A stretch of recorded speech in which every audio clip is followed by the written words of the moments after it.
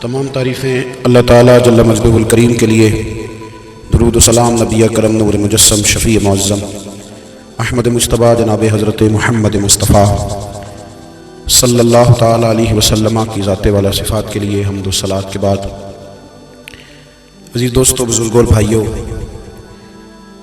انسان کھائے پیے سوئے جاگے تو اس کے جسم کی ضروریات پوری ہوتی ہیں، لیکن جب وہ اللہ کا ذکر کرتا ہے، نماز پڑھتا ہے، دعا مانگتا ہے، استغفار پڑھتا ہے، درود و سلام کے گجرے پیش کرتا ہے، تو پھر اس کی روحانی ضروریات پوری ہوتی ہیں۔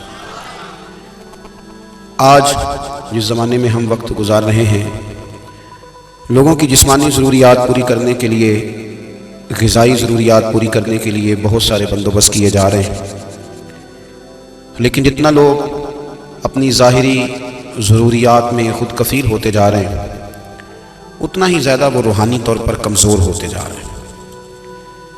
گھنٹوں بیٹھ کر گپ شپ کرنے والے لوگوں کے لیے تھوڑی دیر بھی ذکر الہی کرنا مشکل ہو جاتا ہے۔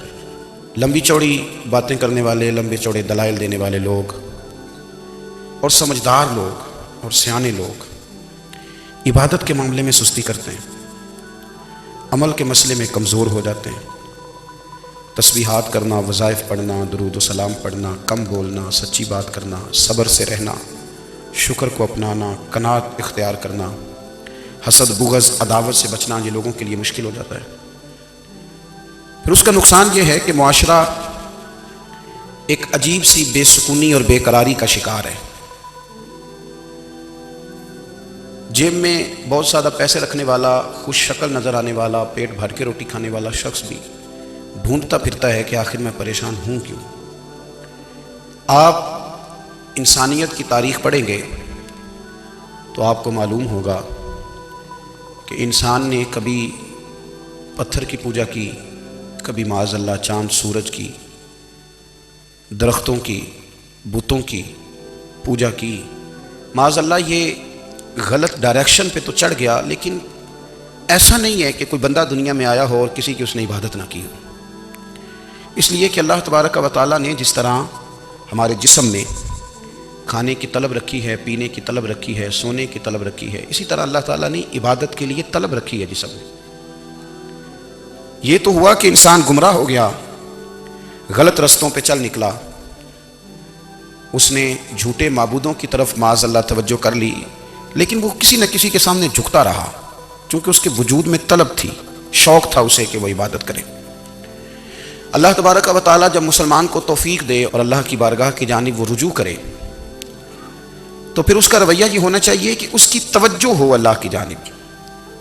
ہمارے ہاں تسبیحات پڑھ لی جاتی ہیں اگر کبھی موقع ملے، لیکن وہ خاص انہماک، وہ خاص شوق، وہ خاص ذوق اللہ تبارک و تعالیٰ کی عبادت کا، ایک ہوتا ہے نماز پڑھنا، ایک ہوتا ہے اہتمام کے ساتھ نماز پڑھنا، یعنی ذرا وقت پہ اٹھنا، ذرا صحیح کر کے وضو کرنا، ذرا شوق سے مصلی بچھانا۔ ایک ہوتا ہے تسبیح پڑھ لینا، اور ایک ہوتا ہے ذرا تھوڑا سا نا شوق کے ساتھ اللہ کو یاد کرنا۔ آپ کبھی جو میں نے آیہ کریمہ پڑھی، اس کی آپ شان نزول دیکھیں۔ نبی کریم صلی اللہ تعالیٰ علیہ وسلم کے نا کچھ صحابہ اللہ کی محبت کے شوق میں حضور کی بارگاہ میں حاضر ہوئے، اور انہوں نے آ کے عرض پتہ کیا کیا؟ عرض کرنے لگے، یا رسول اللہ صلی اللہ تعالیٰ علیہ وسلم، سالوں بیت گئے ہیں سجدے کرتے ہوئے، حضور سالوں بیت گئے ہیں تسبیح پڑھتے ہوئے، سالوں بیت گئے کہتے ہوئے کہ سبحان اللہ وہ پاک ہے، ہمیں سالوں بیت گئے یہ کہتے ہوئے کہ اللہ اکبر وہی سب سے بڑا ہے، سالوں بیت گئے کہتے ہوئے کہ الحمدللہ ساری تعریفیں اللہ کے لیے، سالوں بیت گئے اس کی تسبیح کرتے، تحلیل کرتے، تکبیر کہتے۔ حضور اب نہ ہمارا اپنے رب سے ملنے کو جی چاہتا ہے، کبھی اے حقیقت منتظر نظر آنا لباس مجاز میں، لاکھوں سجدے تڑپ رہے ہیں میری جبین نیاز میں۔ اور اقبال کہنے لگے کہ تیرے عشق کی انتہا چاہتا ہوں، تو میری سادگی دیکھ کیا چاہتا ہوں، میرا ذرا سا تو دل ہے مگر شوق اتنا، میں وہی لن ترانی سنا چاہتا ہوں۔ میرا بھی دل کرتا ہے کہ اللہ میں تجھے کہوں، میں تجھے دیکھنا چاہتا ہوں، جس طرح حضرت موسیٰ کلیم علیہ السلام نے کہا تھا، اور تو مجھے کہے کہ لن ترانی تو نہیں دیکھ سکتا، ذرا سا تو دل ہے مگر شوق اتنا، میں بھی وہی لن ترانی سنا چاہتا ہوں۔ پھر کہنے لگے بھری بزم میں راز کی بات کہہ دی، بڑا بے ادب ہوں سزا چاہتا ہوں۔ دیکھو سب لوگوں کے بیچ ہی میں نے یہ کہہ دیا۔ میرے عزیز، صحابہ نا شوق میں، کتنے سارے لوگ ہیں آپ، کتنی ماشاءاللہ بڑی تعداد میں آپ آئے، ہم بھی کبھی اس شوق میں گئے ہیں کہ ہمارے رب کو دیکھنے کو دل چاہتا ہے، ہمارا جی چاہے وہ کبھی ہمیں ملے، ہم کبھی اس کی زیارت کریں، اس کی بارگاہ کرم میں ہم حاضر ہوں۔ صحابہ نے عرض کیا یا رسول اللہ صلی اللہ تعالی وسلم ہمارا رب کہاں ہے؟ ہمارا نا اپنے رب کو دیکھنے کو جی چاہتا ہے۔ جب صحابہ نے یہ عرض کیا تو اللہ نے قرآن مجید نازل کیا، فرمایا وَإِذَا سَأَلَكَ عِبَادِي عَنِّي فَإِنِّي قَرِيبٌ، محبوب جب میرے بندے آپ کی بارگاہ میں آ کے میرے بارے میں پوچھے نا تو ان سے کہہ دینا میں ان کے قریب ہی ہوں، قریب ہی ہوں۔ دلیل کیا ہے؟ آئی اذا دان، یہ جب بھی مجھ سے دعا مانگیں گے میں ان کی دعاؤں کو قبول فرماؤں گا، میں ان کے قریب ہوں، میں ان کے قریب ہوں۔ یہ جب بھی دعا مانگیں گے نا میں قبول کروں گا، میں ان کے قریب ہوں۔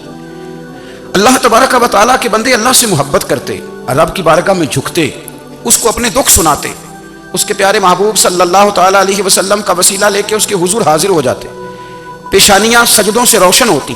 ہم نا ہر چیز کے لیے وقت نکالتے ہیں، ہر چیز کے لیے، لیکن عبادت کے لیے وقت نہیں نکالتے۔ ہر شے آباد ہے، ہر شے، ہماری فیس بک بھی آباد ہے، واٹس ایپ بھی آباد ہے، ہمارے ٹویٹر بھی آباد ہیں، ہماری ہر چیز آباد ہے۔ سب سے کم آباد ہمارا مصلی رہ گیا ہے، سب سے کم۔ وہ لوگ اب ڈھونڈنے سے ملتے ہیں جن کی بغل میں مصلی ہوتا تھا۔ میرے بھائی آپ کتنا کو دنیا کے پیچھے بھاگو گے تھکا دے گی، کتنا دولت کے پیچھے بھاگو گے تھکا دے گی۔ آپ جب اپنی زندگی میں جمع تفریق کرو گے نا تو مرتے وقت احساس ہوگا کہ سارا کچھ تو لوگوں کے لیے کیا، اپنے لیے تو کر ہی کچھ نہیں سکے۔ اور ہم عبادت کے معاملے میں بہانے بازی بھی کرتے ہیں، ہم کہتے ہیں اوہو رزق کمانا بھی تو عبادت ہی ہے نا، تو میں حلال روزی کے لیے جا رہا ہوں، یہ بھی تو عبادت ہے نا۔ میری طرح کے لوگ کہہ دیتے ہیں کہ میں سویرے اٹھ کے مدرسے میں کچھ اسباق دیکھتا ہوں تو یہ بھی تو عبادت ہے، میں بیان کرنے کے لیے مطالعہ کرتا ہوں تو یہ بھی تو عبادت ہے نا، اتنے لمبے سفر کر کے ملک میں دنیا میں گھومتا ہوں تو یہ بھی تو میں عبادت ہی کر رہا ہوں۔ اب اسپیشل نفلوں کے لیے وقت کس طرح نکلے، اسپیشل کر کے تسبیح میں کیسے چلاؤں، میں سارا کچھ ہم بہانے بنا لیتے ہیں نا۔ میرا سوال یہ ہے کہ یہ ساری باتیں صحابہ کو، نبی کریم کو، دیگر لوگوں کو بھی تو پتہ تھی نا، لیکن آپ غور تو کریں 23 سال حضور کو وقت ملا، مختصر وقت ظاہراً تبلیغ کرنے کے لیے، پوری دنیا میں دین بھی پھیلانا ہے، گھر میں 11 ازواج ہے، 4 بیٹیاں ہیں، ان کی اولادیں، سارے کام کاج بھی دیکھنے ہیں۔ لیکن سیدہ طیبہ طاہرہ حضرت عائشہ صدیقہ رضی اللہ تعالیٰ عنہ فرماتی ہیں سارا دن تبلیغ کرتے، ہر غلام کے دکھ سنتے، گھر میں آتے تو اپنے گھر والوں کا خیال کرتے، کام میں ہمارا ہاتھ بٹاتے۔ قربان جاؤں، کہتی ہیں زمانہ سارا سو جاتا لیکن آمنہ کے لال مصلی بچھا لیتے۔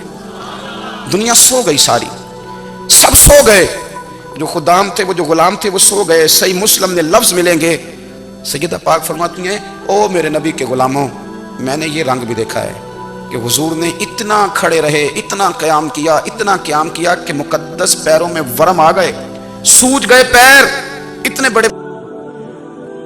دل پہ ہاتھ رکھ کے نہیں بتا سکتا کہ میرے کبھی نماز میں پیر سوج گئے ہوں، کوئی نہیں بتا سکتا۔ بچوں کی روٹی کماتے تھک گئے بات الگ ہے، ہم سیر کرنے گئے تو تھک گئے بات الگ ہے، لیکن عبادت میں یہ بھی تو مسلم شریف ہے نا، یہ بھی تو دین ہے نا، یہ بھی تو حضور کی سنت ہے، یہ بھی تو وہ چیز ہے جو کریم کی آنکھوں کی ٹھنڈک ہے۔ سیدہ فرماتی ہیں پیروں میں ورم آ گئے اور ساری رات ہی حضور نے نماز پڑھی اور ایک ہی آیت بار بار دہرائی۔ مسجد نبوی میں بلال حبشی نے فجر کی اذان دے دی اور حضور ابھی مصلی پہ تھے، کریم فارغ ہوئے۔ میں نے عرض کی یا رسول اللہ صلی اللہ علیہ وسلم آپ کے تو صدقے اللہ اگلے پچھلوں کے گناہ معاف کرے گا، تو آپ اتنی آہوزاری کیوں فرماتے ہیں؟ آپ تو شفیع ہیں، آپ تو انبیاء کے امام ہیں۔ تو حضور نے فرمایا عائشہ تم نے گنوایا ہے نا میرے اللہ کی مجھ پر کتنی رحمت ہے، افلا اکونا عبدا شکورا، فرمایا اگر اس نے اتنی نعمتیں دی ہیں تو کیا میں اس کا شکر گزار بندہ نہ بنوں، میں شکر گزار بندہ نہ بنوں اس کا؟ پھر اگر اتنی نعمتیں اس نے دی ہیں، مجھے اتنا نوازا ہے، تو پھر میں اس کے سامنے سجدے نہ کروں؟ او میرے بھائی، بڑے قابل فخر لوگ ہیں ہم کہ ہم نبی پاک کے غلام ہیں، ہم قابل فخر ہیں کہ نبی کریم کے غلام ہیں۔ کیا کبھی اس غلامی کے شکرانے میں بھی 2 نفل پڑھے کہ یا اللہ تیرا شکر ہے تو نے ہمیں حضور کا غلام بنایا ہے؟ یاد رکھیں کہ اپنی روحانی زندگی کو آباد کریں، استغفار پڑھیں، تسبیحات کریں۔ حضرت عبداللہ ابن عمر رضی اللہ تعالیٰ عنہ حضرت عمر کے صاحبزادے ہیں، مکہ مکرمہ میں ان کی قبر ہے۔ میں نے جب انہیں پڑھا تو مجھے ان سے بڑا پیار ہو گیا، لیکن آپ کو پتہ ہے وہاں جا کے کسی شخص کا مزار تلاش کرنا یا پوچھنا ایک مشکل کام ہوتا ہے۔ تو ایک دفعہ میں مکہ شریف میں حاضر تھا تو ایک گاڑی والا ڈرائیور مجھے کہنے لگا کہ مولانا میں آپ کو جانتا ہوں، مجھے آپ سے محبت ہے، ایک بات بتاؤں آپ کو؟ میں نے کہا بتاؤ۔ کہنے لگے حضرت عبداللہ ابن عمر کی قبر دیکھنی ہے۔ میں نے کہا یہ تو نہیں کہہ رہا، یہ کسی نے بندوبست کرایا ہے، یہ اللہ نے تیرے دل میں بات ڈالی ہے، یہ ہو گیا تو لے چل مجھے۔ حضرت عبداللہ ابن عمر کو نبی پاک نے فرمایا تھا راجل صالح، یہ نیک بندہ ہے، یہ متقی آدمی۔ حضرت عبداللہ ابن عمر رضی اللہ تعالیٰ عنہ سیدنا فاروق اعظم رضی اللہ تعالیٰ عنہ کے صاحبزادے ہیں، اور ان کی ہمشیرہ سیدہ حفصہ رضی اللہ تعالیٰ عنہ حضور کی زوجہ محترمہ۔ ایک دن اپنی ہمشیرہ سے کہنے لگے کہ نبی کریم صلی اللہ تعالیٰ علیہ وسلم گھر میں آئے نا، اور اگر حضور غم امت میں پریشان نہ ہوں، طبیعت کو حشاش بشاش دیکھو، تو ذرا پوچھنا تو صحیح حضور کا میرے بارے میں کیا خیال ہے، پوچھنا تو صحیح کہ کریم کی بارگاہ میں میرا کیا مقام ہے، میرے بارے میں حضور کیا فرماتے ہیں۔ اب بہن کو کام بتائے، اور بتائے بھی بھائی، اور پھر بہن وہ کام نہ کرے، یہ تاریخ میں ہوتا نہیں۔ حضرت عمر فاروق رضی اللہ تعالیٰ عنہ کی صاحبزادی ام المومنین رضی اللہ تعالیٰ عنہ فرماتی ہیں کہ میں تو بس منتظر تھی، انہوں نے تو کہا تھا نا کہ اگر تم حشاش بشاش دیکھو تو بات کرنا، لیکن حضور تشریف لائے، میری باری تھی، میرے گھر تشریف لائے، کھانا پیش کیا تو فوراً میں نے عرض کی حضور ایک بات پوچھنی تھی۔ تو حضور نے فرمایا پوچھئے۔ میں نے عرض کی حضور میرے بھائی عبداللہ ابن عمر کے بارے میں آپ کا کیا خیال ہے؟ نوجوانوں میری بات پہ غور کرنا، میرے بھائی کے بارے میں آپ کا کیا خیال ہے؟ تو نبی کریم صلی اللہ تعالیٰ علیہ وآلہ وسلم نے میری طرف دیکھا، اور پھر حضور زیر لب تھوڑا مسکرائے، اور بریلی کے امام کہتے ہیں کہ حضور مسکرا دیتے تھے نا تو جو بڑا دکھی ہوتا تھا وہ بھی ہنس پڑتا تھا۔ اب سوال پیدا ہوتا تھا کہ پھر تو اس مسکراہٹ کے لیے انتظار کرنا پڑتا ہوگا کئی مہینے کہ حضور مسکرائیں تو رونے والے ہنسیں، تو اعلیٰ حضرت فرماتے ہیں نہیں، انتظار نہیں کرنا پڑتا، یہ مسکراتے رہنا تو حضور کی عادت ہے۔ جس کی تسکین سے روتے ہوئے ہنس پڑے، اس تبسم کی عادت پہ لاکھوں سلام۔ یعنی یہ تو عادت ہے حضور کی مسکراتے رہنا، اس کے لیے انتظار نہیں کرنا پڑتا۔ بھائیو آپ خیال رکھیں گے، غور کریں گے، حضرت عبداللہ ابن عمر رضی اللہ تعالیٰ عنہ کے بارے میں پوچھا تو سیدہ فرماتی ہیں کہ نبی کریم صلی اللہ تعالیٰ علیہ وسلم نے زیر لب مسکرائے اور فرمایا حفصہ تیرا بھائی ہے تو اچھا، لیکن میں نے سنا ہے کہ عشاء کی نماز پڑھتا ہے تو فجر تک سویا ہی رہتا ہے۔ او نوجوانوں، 10 بجے تک سونے کی بات نہیں ہوئی، 9 بجے تک سونے کی بات نہیں ہوئی، 11 بجے اٹھنے کی بات نہیں۔ حضور فرمانے لگے میں نے سنا ہے کہ عشاء کی نماز پڑھ کے سو جاتا ہے اور فجر تک سویا ہی رہتا ہے، اسے چاہیے کہ تہجد کے وقت اٹھا کرے، اللہ کی بارگاہ میں حاضر ہوا کرے، آہوزاری کرے، سجدے کرے، عبادت کرے، اٹھتا ہے اور فجر میں جا کے اٹھتا ہے۔ حضرت جناب حفصہ رضی اللہ تعالیٰ عنہ کہتی ہے میں نے جناب عبداللہ ابن عمر کو پیغام دیا اور میں نے کہا میرے جوان بھائی سن، نبی پاک نے فرمایا ہے تو اچھا پر تہجد میں نہیں اٹھتا، نفل نہیں پڑھتا۔ او میری ملت کے جوانوں، مزہ نہیں آ جاتا جب ساری دنیا سوئی ہو، ساری دنیا، اور بستر بھی گرم ہو اور نیند بھی پورا غلبہ کر رہی ہو، اور اچانک گھنٹی بجے دماغ میں، آنکھ کھلے، گھڑی پہ نظر پڑے، 3:30 4 بجے کا پیغام گھڑی بتائے، اور کوئی چڑھتی جوانی والا اٹھ کے وضو کرے، اور جب وہ مصلی کھول کے بچھائے تو مدینے والے محبوب کہتے ہیں کہ ہر نماز پہ رب ثواب دیتا ہے، اور جو اٹھ کے تہجد کی نماز پڑھے اسے دیکھ کے تو رب مسکراتا ہے، جو اس کی شان کے لائق ہے، جو اس کی شان کے لائق، وہ مسکراتا ہے، خوش ہوتا ہے کہ میرا بندہ تہجد میں اٹھ گیا، وہ مسکراتا ہے۔ کاش ہماری صبحیں کبھی اپنے مالک کے نام ہو جائیں، کاش کے صبح حضرت ابو الحسن رحمۃ اللہ تعالیٰ علیہ حضرت معاذ ابن جبل رضی اللہ تعالیٰ عنہ کے پاس بیٹھا کرتے تھے، فرماتے ہیں ان سے جو پیار بڑھا تو پھر میرا مصلی سے بھی بڑھ گیا۔ تابعی ہیں، فرماتے ہیں صحابی رسول سے محبت ہوئی تو ذکر سے بھی ہو گئی، پھر درود شریف سے بھی ہو گئی، محبت ان سے بڑھی تو پھر اللہ نے مسجد کا پیار بھی بڑھا دیا۔ آپ فرماتے ہیں کہ میری ہر وقت طبیعت چاہتی تھی کہ بس اللہ اللہ کروں، بس اللہ اللہ کروں، بس نہ میں ذرا تھوڑی جان چھڑاؤں لوگوں سے، کوئی 10 منٹ ملے تو میں کچھ 4 نفل پڑھ لوں، میں تھوڑا سا نہ بچوں لوگوں سے، اور مجھے تسبیح ملے تو میں نہ کچھ 400-500 دفعہ استغفار پڑھوں، سبحان اللہ، الحمدللہ، اللہ اکبر، لا حول ولا قوت الا باللہ، میں نہ تسبیحات پڑھوں۔ فرماتے ہیں کہ بچے تھے گھر میں 6-7، غربت تھی، کام ملتا کوئی نہیں تھا، اور میں کام چور نہیں تھا، کام ڈھونڈتا تھا، پر اللہ کی قدرت کے کام نہیں ملتا تھا۔ فرماتے ہیں کہ میں نے ایک دن اپنی اہلیہ سے کہا کہ آج میں پھر جاتا ہوں کام ڈھونڈنے، تو میری بیوی بڑی فرما بردار تھی، پر اس دن نہ غربت کے ہاتھوں تنگ آ کے کہنے لگی آج نانا کوئی تو چیز لے کے آیا، تو مجھ سے بچوں کی بھوک نہیں دیکھی جاتی، سب روگاں دا روگ محمد جس دا نام غریبی، کنڈ بلا کے لنگ جاندے نہیں دوست یار قریبی، آج نہ کچھ لے کے آیا تو میں بچے لے کے چلی جاؤں گی۔ شیخ فرماتے ہیں کہ میں بڑا پریشان گھر سے نکلا، پر میں نے صبح سے لے کے زور تک کام ڈھونڈا، کام ملا کوئی نہیں، تو میرے دل میں خیال آیا چلو کام نہیں ملتا تو اللہ اللہ تو کرے نا، چلو بندوں کی مزدوری نہیں ملتی تو رب کریم کی عبادت ہی کرتے ہیں۔ فرماتے ہیں کہ میں نے نا فرات کے پانی سے وضو کیا نہر کے، شدید دھوپ تھی، ساتھ ریت تھی اور ریت تپ رہی تھی، میں نے اپنا رومال وہیں مصلی کے طور پر بچھا لیا اور فرماتے ہیں کہ زور سے لے کر عصر تک نماز پڑھی، دھوپ بھی پورے زور پہ پر میرے سجدے کا ذوق بھی پورے زور پہ۔ فرماتے ہیں سورج بھی چمک رہا ہے اور رب کی عبادت کا ذوق بھی پورے زور پہ، میں سجدہ کروں تو پھر میرا اٹھانے کو جی نہ چاہے۔ میرے استاد لکھا کرتے تھے، یہ ان کا شعر ہے، وہ کہا کرتے تھے مجھے سوز دے، مجھے ساز دے اور مجھے نیم شب کا نیاز دے، دم سجدہ خود کو میں توڑ دوں، مجھے ایسا ذوق نماز دے، اور میں تیری بہار کا پھول ہوں، میں کھلا بھی ہوں تو تیرے لیے، مجھے میری شاخ سے توڑ لے، مجھے اپنی زلف کا ناز دے۔ بھائی فرماتے ہیں کہ عصر تک میں نے نفل پڑھے، دل ڈھلنے لگا، عصر کی نماز پڑھی اور میں وہاں سے چلا۔ اب میں جب نکلنے لگا تو دل میں خیال آیا کہ چھوٹی چھوٹی دیواریں ہیں گھر کی، بغیر کچھ لیے جاؤں گا تو بیوی دور سے دیکھے گی تو شور کرے گی کہ پھر خالی ہاتھ آ گیا ہے۔ کہتے میں نے اپنے اسی رومال میں جس پہ میں نے نماز پڑھی تھی نا، رومال میں کیا کہتے پنجابی صافہ کہتے ہیں، اسی میں نا میں نے کچھ ریت بھر لی کہ وہ دور سے دیکھے گی تو سمجھے گی کچھ لے کے آیا ہے، چلو جا کے اسے بتا دوں گا کہ آج پھر مزدوری نہیں ملی۔ کہتے ہیں وہ ریت لے کر جب میں گھر میں گیا تو پہلے بیوی دروازے پہ کھڑی ہوتی تھی، پوچھتی تھی خالی ہاتھ آ گئے ہو؟ آج میں نے دیکھا تو ہے ہی کوئی نہیں۔ فرماتے ہیں میں اندر داخل ہوا، سلام لیے، کونے میں نے وہ رومال رکھ دیا اور میں نے آواز دی کہ بھلی مانس کہاں ہو؟ تو وہ کہنے لگی آپ منہ ہاتھ دھو لیں، میں روٹی لے کے آئی۔ میں نے کہا روٹی کہاں سے آ گئی؟ یہاں تو کئی دنوں کے فاقے، تو کئی دنوں کی غربت ہے، یہاں تو اس گھر میں تو فقیری ہے۔ فرماتے ہیں کہ وہ روٹی لے کے آئی اور اس وقت کی جو موجودہ نعمتیں تھیں، سمجھ لیں سلاد، اچار، ہر چیز ساتھ لائی۔ میں نے کہا کہ بچے کہاں گئے؟ کہنے لگی وہ کھانا کھا کے کھیلنے گئے، آپ کھانا کھا لیں آ جاتے۔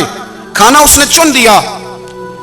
میں نے حیرت انگیز لہجے میں ساری نعمتیں اپنے دسترخوان پہ دیکھ کر کے بیوی سے پوچھا یہ کہاں سے آیا کھانا؟ بچوں کو تو نے کہاں سے کھانا کھلایا؟ یہ سارا کچھ کیسا ہے؟ کہنے لگی پتہ نہیں آج آپ کس کریم کی مزدوری کرنے چلے گئے تھے، پتہ نہیں کس کریم کی، میرے گھر میں تو اتنی نعمتیں آئی ہیں کہ مجھ سے سنبھالی نہیں جا رہی، اتنا اناج ہے، اتنا گندم ہے، کس کریم کے دروازے آج چلے گئے تھے؟ یہ کہتے کہتے وہ اٹھی اور اٹھ کر کے کہنے لگی پہلے بڑا کچھ آیا تھا، اب کیا لے آئے ہو؟ اور جا کر کے نا اس نے وہ ریت والا رومال کھولا، کہنے لگے میں تو لے کے آیا تھا ریت، تو میرے رب نے اسے بھی سونے اور ہیرے بنا دیا تھا۔ جب آپ کی توجہ اللہ کی جانب، میرے نبی پاک صلی اللہ تعالی علیہ وسلم نے فرمایا ہر چیز اپنے رب سے مانگ، ہر چیز مانگ، ہر چیز مانگ۔ یا رسول اللہ کیا کچھ؟ میرے محبوب نے فرمایا تیرے گھر میں نمک بھی ختم ہو جائے تو وہ بھی اپنے رب سے مانگا کر، تو مانگنا وہ تجھے دے گا، تو اس کی بارگاہ میں کشکول طلب دراز تو کرنا۔ اور ترمذی شریف میں عجیب لفظ ہے، رسول کائنات نے فرمایا، رب کریم فرماتا ہے جب میرا بندہ ہاتھ اٹھاتا ہے نا تو مجھے حیا آتی ہے کہ میں خالی کیسے لوٹا دوں اس کے، اتنے بڑے بادشاہ کی بارگاہ میں۔ او بھائی لوگوں سے عزتیں تلاش کرتے ہو تو وہ کیا تمہیں عزت دیں گے؟ وہ تو کل اچھا کہتے ہیں پرسوں برا کہنے لگ جاتے ہیں۔ لوگوں کے سامنے گڈ بک میں آنا چاہو گے تو وہ تو سویرے تمہارے بارے میں کچھ کہیں گے، شام کچھ اور کہیں گے۔ اپنی روحانی زندگی آباد کریں، اپنے مصلے کو وقت دیں اور دنیا سے چھپ کر اس موبائل کو بند کر کے اور اپنے آپ سے بھی چھپ کے اور تنہا ہو کے چھپا کے سارا کچھ اپنے آنسو اپنے رب کی بارگاہ میں پیش کریں، اس کے حضور حاضری دیں۔ سنو نا ترمذی کی حدیث اور اسے یاد رکھنا، نبی پاک علیہ السلام نے فرمایا اپنے دکھ لوگوں کے سامنے نہ بیان کرنا، سیٹھوں نوابوں کو نہ بتاتے پھرنا، دنیا داروں کے سامنے جا کے نہ رونا کہ میں تکلیف میں ہوں۔ فرمایا اگر دنیا داروں کو دکھ بتاؤ گے رب تمہیں کبھی غنی نہیں کرے گا، اور لوگ ہیں کہ الٹا مذاق اڑائیں گے۔ آپ کی جس سے بڑی پکی یاری ہے نا، پکی، وہ تب تک پکی ہے جب تک آپ نے 50,000 مانگا نہیں، اور جس وقت آپ نے کہہ دیا کہ میں مجبور ہوں میری مدد کر تو پھر ختم ہو گئی دوستی۔ لوگوں کی تعلقات آپ کے ساتھ تب تک ہیں جب تک آپ ان سے کوئی ضرورت وابستہ نہیں کرتے۔ کریم ابو فرمانے لگے بندوں کے سامنے دکھ نہ بیان کرنا، اللہ تجھے کبھی غنی نہیں کرے گا، تو اپنے دکھ اپنے رب کو بتا، تو دعائیں مانگ، تو اس کی بارگاہ میں حاضر ہو، تو اس کے حضور عرض کر۔ فرمایا اپنے دکھ اپنے رب کو بتا، وہ جلدی کرے یا دیر سے کرے تجھے ساری دنیا سے بے نیاز کر دے گا، تجھے کسی کا محتاج نہیں رہنے دے گا۔ اپنے مصلے کو، اپنی دعاؤں، ایک بزرگ فرماتے ہیں میں نے دعا مانگنے کا طریقہ اپنی بیوی سے سیکھا۔ دعا مانگنے کا طریقہ اپنی، سیکھنے والے تو اپنے بچوں سے بھی سیکھ لیتے ہیں، سیکھنے والے تو ہر ایک سے سیکھتے ہیں۔ وہ کہتے ہیں میں نے دعا مانگنے کا سلیقہ اپنی بیوی سے سیکھا ہے۔ حضرت وہ کس طرح؟ فرمانے لگے میری بیوی نے نا مجھے کوئی کام بتایا، کچھ پیسوں کی ضرورت کے لیے کہا، تو میں نے اسے کہا کہ بھئی ابھی میرے پاس نہیں ہے، کچھ دنوں میں آتے ہیں تو میں دے دوں گا۔ عورتوں کی عادت ہوتی ہے وہ بار بار یاد کراتی ہیں، 2-4 دنوں کے بعد پھر اس نے کہا حضرت وہ میں نے کہا تھا کچھ پیسے، میں نے اسے کہا کہ ابھی میرے پاس نہیں ہے، کچھ دنوں میں ملتے ہیں تو میں تمہیں دے دوں گا۔ اس نے کچھ دنوں کے بعد پھر کہا حضور وہ میں نے کچھ پیسے کہے تھے۔ فرماتے میں نے ڈانٹ دیا، میں نے کہا کہ کیا تو روز مجھے شرمندہ کرتی ہے، کہا نا میرے پاس نہیں ہے، ہوں گے تو دے دوں گا، تو روز یاد کراتی ہے۔ فرماتے ہیں اس نے پہلے تو میری ڈانٹ کو سہا، پھر میرے سخت جملوں نے اس کی آنکھوں میں آنسو پیدا کر دیے، پھر اس نے اپنے آنچل میں اپنے اس دکھ کو سمیٹا، اور پھر اس نے ایک جملہ کہا تو میں رو پڑا، اور مجھے اپنے رب سے مانگنے کا طریقہ آ گیا۔ مجھے کہنے لگی حضرت جی آپ نے ڈانٹ دیا، میں نے سہ لیا، پر آپ ہی میرے شوہر ہیں، بتائیں نا آپ سے نہ کہوں تو میں کس سے جا کے کہوں؟ فرماتے ہیں میں رو پڑا اور میں کھل کے رویا اور میں تڑپ کے رویا، اور پھر میری سسکیاں بند گئیں۔ تو مجھے کہنے لگی آپ کو کیا ہوا؟ میں نے کہا مجھے بھی دعا مانگنی آ گئی ہے، جب میں اسے کہوں گا نا اللہ تو ہی میرا رب ہے، میں تجھ سے نہ کہوں تو میں کس سے جا کے کہوں؟ میں کیوں کسی بندے سے سوال کروں؟ میں کیوں کسی دنیا دار سے کہوں؟ میں تیرے بندوں کا نیک بندوں کا وسیلہ لے کے، تیرے محبوب کی غلامی لے کے تیری بارگاہ میں آیا، تجھ سے نہ مانگوں تو کس سے مانگوں؟ سمجھ آ گئی ہے، جب میں اس رنگ میں مانگوں گا تو پھر رب میرے اوپر بڑا ہی فضل فرمائے گا، وہ میرے اوپر بڑی رحمت کرے گا، وہ میرے لیے آسانیاں کرے گا۔ عزیز دوستو، ہم اس طرح کرنے لگ گئے ہیں کہ ہم نے نا اپنے تعلقات پر اعتماد کرنا شروع کر دیا ہے۔ میرے تعلقات بہت ہیں، ہم نے اپنی دولت پر اعتماد کرنا شروع کر دیا ہے، میرے پاس دولت بہت ہے، ہم نے اپنے علم پر، اپنی شہرت پر اعتماد کرنا شروع کر دیا ہے کہ میرے پاس فلاں چیز بہت ہے۔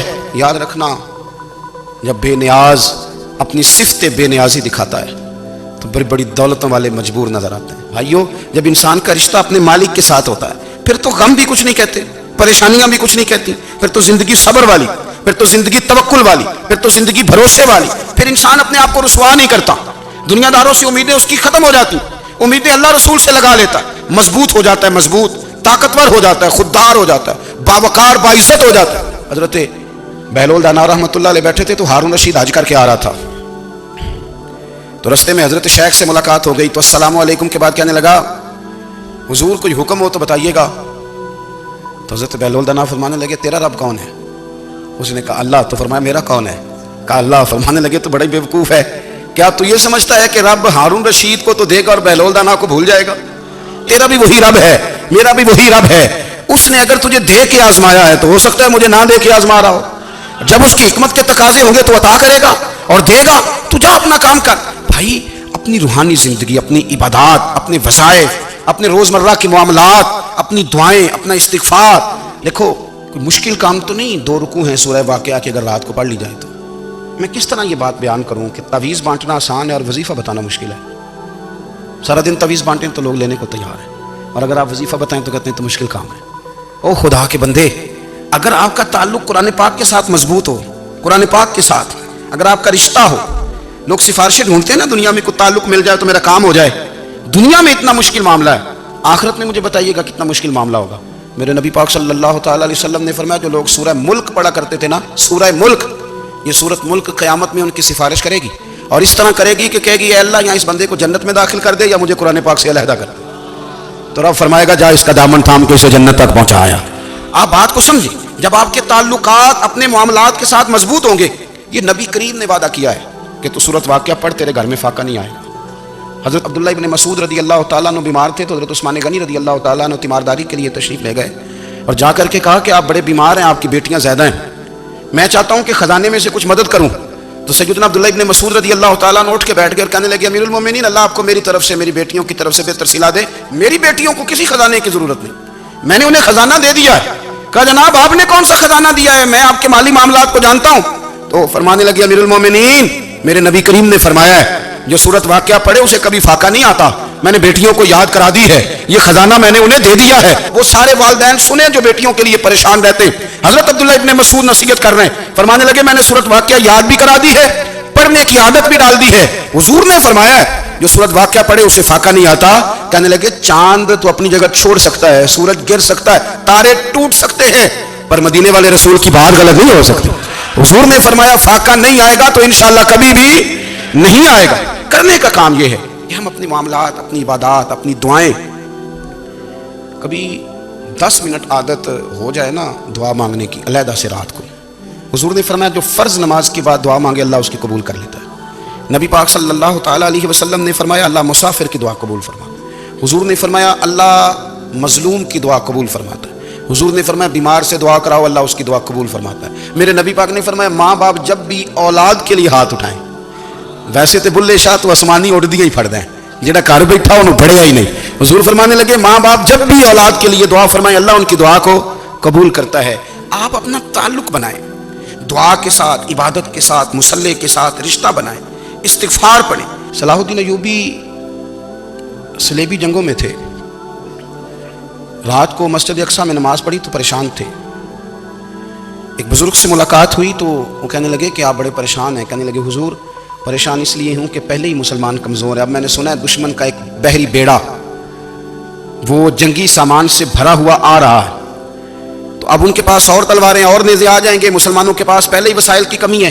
پریشان ہو کس طرح کر کے مقابلہ کریں گے. یہ بات کہتے ہی صلاح الدین ایوبی نے بزرگوں سے کہا حضور آپ بھی دعا کرنا. دعا کی بڑی طاقت ہے. میرے نبی پاک نے فرمایا دعا مومن کا ہتھیار ہے. دعا مومن کا. حضور نے فرمایا تقدیر کو سوائے دعا کے کوئی چیز نہیں بدل سکتی. دعا مومن کا ہتھیار ہے. یہ کافر کے پاس کوئی نہیں. یہ ہتھیار ہے مومن کا. اللہ کرے آپ کو سمجھ آئے. پھر سنیں کئی بار کہہ چکا ہوں یہ ہتھیار ہے. کافر کے مقابلے میں جو تیرے پاس سب سے بڑا ہتھیار ہے وہ دعا ہے. دعائیں کرانی چھوڑ دی, کرنی چھوڑ دی, لینی چھوڑ دی. حضرت سیدنا انس بن مالک رضی اللہ تعالیٰ عنہ فرمایا کرتے تھے میں نے وہ رنگ دیکھا ہے جب حضور دعا مانگتے تھے اور حضور کی مقدس آنکھوں میں آنسو بھی ساتھ ہی بہا کرتے تھے. میں نے وہ انداز دیکھا ہے. تو صلاح الدین ایوبی بزرگ سے کہنے لگے آپ بھی دعا کیجیے اور خود رونے لگے اور سر سجدے میں رکھ کے رونے لگے اور عشاء سے لے کر فجر تک روئے, خوب روئے. صبح وہ بزرگ آئے تو صلاح الدین ایوبی کا خوبصورت اور ہنستا ہوا چہرہ دیکھا. کہنے لگے آپ بڑے خوش ہیں. رات تو میں نے بڑے روتے ہوئے دیکھا تھا. تو کہنے لگے حضور وہ جو بحری بیڑا آ رہا تھا نا وہ پانی میں ڈوب گیا ہے. اب وہ نہیں آ رہا. ابھی خبر آئی ہے تو میں بڑا خوش ہوں. حضور کہنے لگے اٹھ سینے سے لگ اور سن ایک بات, وہ بحری بیڑا پانی میں نہیں ڈوبا, وہ تیرے آنسوؤں میں ڈوب گیا ہے. وہ جو تو رات رویا ہے نا رب کریم کی بارگاہ میں تو وہ ڈوب گیا ہے. بھائی اپنا مصلے کا, عبادت کا, وظائف کا, اللہ کا سلسلہ اس کو مضبوط کریں. اپنی دعاؤں کے تعلق کو مضبوط کریں. دعائیں بڑے انقلاب برپا کر دیتی ہیں. ہم تھوڑے نا جب سے خشک ہوئے ہیں نا, خشک, اور میری تو جماعت ہی صوفیاء کی جماعت تھی. ہم تو داتا علی اجمیری کی جماعت سے, ہم تو خواجہ اجمیری کی جماعت سے, ہم تو شیخ احمد فاروق سرہندی کی جماعت سے, ہم تو صوفیاء کی جماعت. ہماری جماعت نے بھی وہ تعلق جو ہمارے بزرگوں نے بنایا. بزرگ اللہ کے قریب کیسے جاتا ہے؟ تو ہمارے یہاں نا بہت سارے لوگ کہتے ہیں جی نظر ہو گئی تو کام ہو گیا. بھائی جو بخاری مسلم میں طریقہ ہے نا اللہ کا قرب پانے کا وہ تو نفل ہے. نبی کریم علیہ الصلوۃ والسلام نے فرمایا بندہ نفلوں کے ذریعے رب کے قریب جاتا ہے اور اتنا قریب جاتا ہے کہ پھر اللہ اس کی زبان بن جاتا ہے, اللہ اس کی آنکھیں بن جاتا ہے, کان بن جاتا ہے, ہاتھ اور پیر بن جاتا ہے. تو یہ تو عبادت ہے, یہ تو اللہ کی بارگاہ کی حاضری ہے جو آپ کو اللہ کے قریب کرے گی. تو اپنے نماز کو اہمیت دے کے ادا کریں. نمازیں موبائل بند کر کے ادا کریں. لیکن نا کچھ لوگ کہتے ہیں مجھے ٹائم نہیں ملتا نماز کا. تو میں کہتا ہوں یہ آپ نے بڑی جرت کی بات کی ہے. مجھے کو میرا پیر بھائی کہا جانا میرے پاس ٹائم نہیں آپ کو ملنے کا, تو میں کہتا ہوں آج کے بعد آنا ہی نہ. تو کیا سمجھتا ہے, تو بہت بڑا آدمی ہے, تیرے پاس ٹائم نہیں اور ہمیں ملنے کا ٹائم, موج کر. تو آپ نے اللہ رسول کو کہہ دیا ٹائم نہیں. اور عجیب فلسفہ ہے نا, کہا جائے نماز پڑھنے آؤ تو کہتے ہیں کپڑے ٹھیک نہیں, اور کہا جائے کہ آؤ ذرا دعوت پہ چلیں تو کہتے ہیں 1 منٹ ٹھہر میں کپڑے بدل کے آیا. نماز کے لیے کہا تو کہتے ٹھیک نہیں, دعوت کے لیے کہا تو کہتے میں ذرا تیاری کر لوں, یوں جانا مناسب نہیں. یہ معاملہ ٹھیک نہیں. رب تو فرماتا ہے کہ جب تم مسجد میں آئے تو زینت اختیار کر کے آ, خوب ذوق سے دعا مانگیں, خوب شوق سے نماز پڑھیں, خوب استغفار کا مزاج بنائیں. آپ لوگوں کے بیچ رہ کے سوکھ حاصل کرنا چاہتے ہیں, لیکن آپ کو پتہ ہے کئی مہینے غار حرا میں رہنا بھی مدینے والے محبوب کا طریقہ ہے. ہر سال اعتکاف بیٹھنا الگ سے, یہ بھی حضور کا طریقہ ہے. مسجد نبوی کے اندر دروازہ کھلتا تھا نبی کریم کا, پر گھر کے اندر نفل پڑھے نبی پاک. اور حضور فرماتے ہیں کچھ نفل نماز گھر میں بھی پڑھا کرو, گھر کو قبرستان نہ بناؤ. ہمارا گھر اللہ کے ذکر سے آباد ہوگا. اگر ہم نماز پڑھیں گے نا, میں جب سنت پڑھنے کے لیے گھر میں کھڑا ہوتا ہوں تو میرا جو 2.5-3 سال کا بیٹا ہے نا, وہ بھی میرے ساتھ نماز پڑھنی شروع کر دے. اسے پتہ کوئی نہیں نماز کیا ہوتی ہے, لیکن وہ بھی نا سجدہ نہ بھی کرنا ہے تو ساتھ لیٹ ضرور جاتا ہے. پتہ چلا بچے لیکچر دینے سے نماز نہیں پڑھتے, نماز شروع کر دیں تو بچے بھی شروع کر دیتے ہیں. ہم جب پریشان ہوتے ہیں تو لیکچر دیتے ہیں, تو لیکچر تو باہر شاید چل جائے, گھر میں کیسے چلے گا, گھر میں تو عمل چلے گا. تو میرے عزیز, آج کے اس روحانی اجتماع میں ہمارے دوستوں نے جو محنت کی, ہم نے بار بار اپنی نیت سے پوچھا. خدا ہمیں معاف کرے اگر کوئی ذاتی شہرت ہے, کوئی ہمارے ذاتی مفادات ہیں, رب ہمیں ہدایت دے. ہماری یہ خواہش تھی کہ روحانی اجتماع ہمیں تھوڑا سا اللہ اور اس کے رسول کے جانب مائل کرے, کچھ ہمارا رشتہ مصلی کے ساتھ مضبوط کرے.